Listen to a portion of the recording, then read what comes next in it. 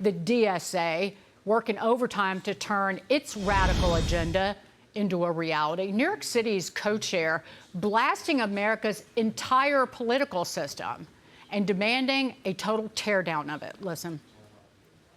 When you ask normal Americans if Congress and the Senate and our political system is working for them, most people are very unhappy. The United States Senate is an undemocratic institution. Landlords in New York have been making a 12% return on their investment on average. How much should they make? What's fair for the landlord to make if you don't like 12?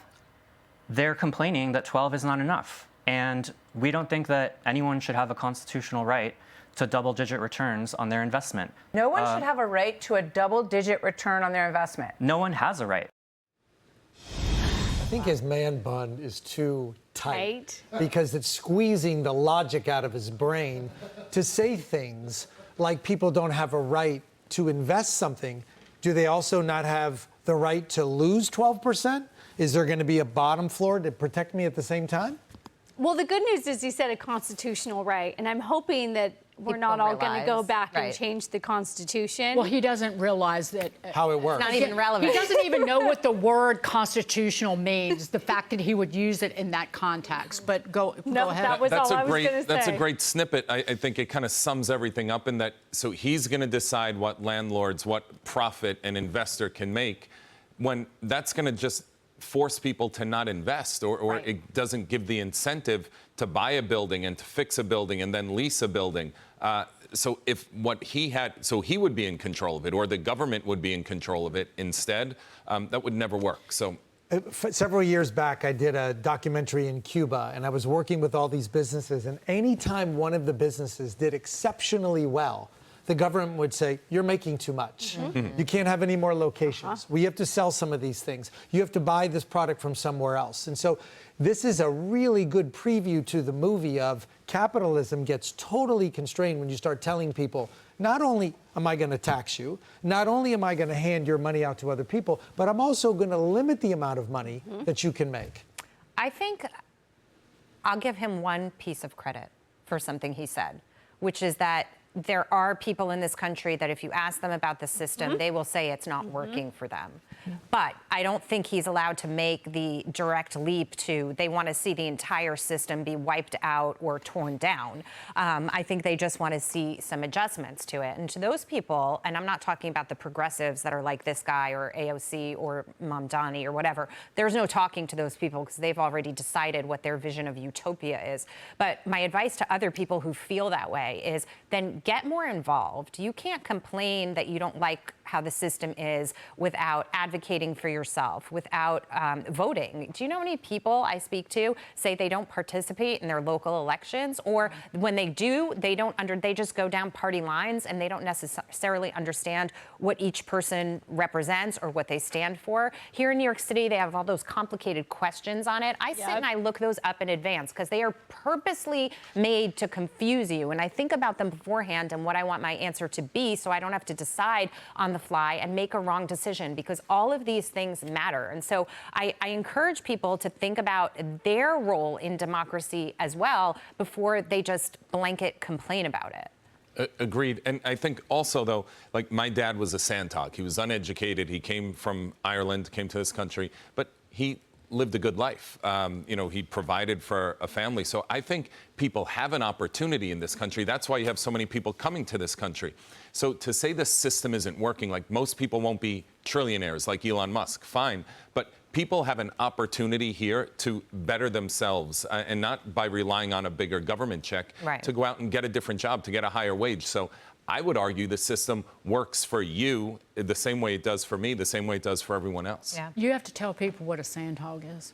A sandhog is someone who goes underground and builds tunnels, train tunnels or water tunnels. Oh, wow. I was a sandhog for 3 years. Wow. Because the Italians and the Irish are the famous sandhogs. The Italian immigrants dug the original subway tunnels here in New York City. Don't tell my dad that. Oh, by the way, I said Irish. Yeah. I said the original Interborough Rapid Transit, I think, was the original IRT, was the Italians. But Mike, that goes back to what is America? And it is about, and your dad represents it. I think all of our families represent it.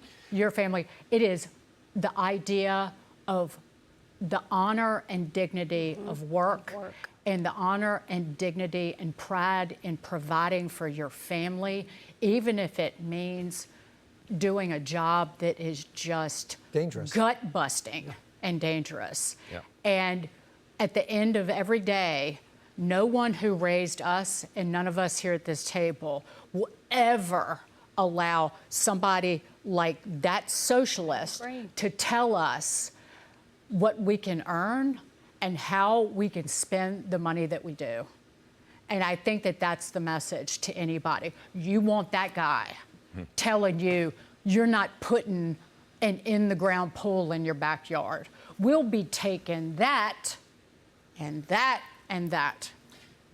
The piece that's frustrating for me, and I think Republicans need to do a better job coming into the midterm, is that the kind of returns that he was objecting to are called profits. And the profits create a tax base, and the tax base is what allows you to have free stuff. That's how it all works. And so you start telling people they can't have it, you're ruining the We're base at the same seeing time. it in New York City when we're driving out our high-income earners. We're being more and more, that woman on the city council has said, we're being replaced by low-income immigrant DoorDash drivers. That's not the tax base that can support New York City, but that's the tax base that we have right now, is low-income DoorDash drivers who do a great job, but that can't be the only thing that supports New York City. There won't be anybody getting DoorDash because it's not inexpensive. Exactly. But I just want to add to your point on Medicare and Social Security. At least for Social Security, have you seen that AARP commercial that keeps coming on? And the woman, they've got a few people that are retired, and one woman says, "I paid into this. This isn't a handout."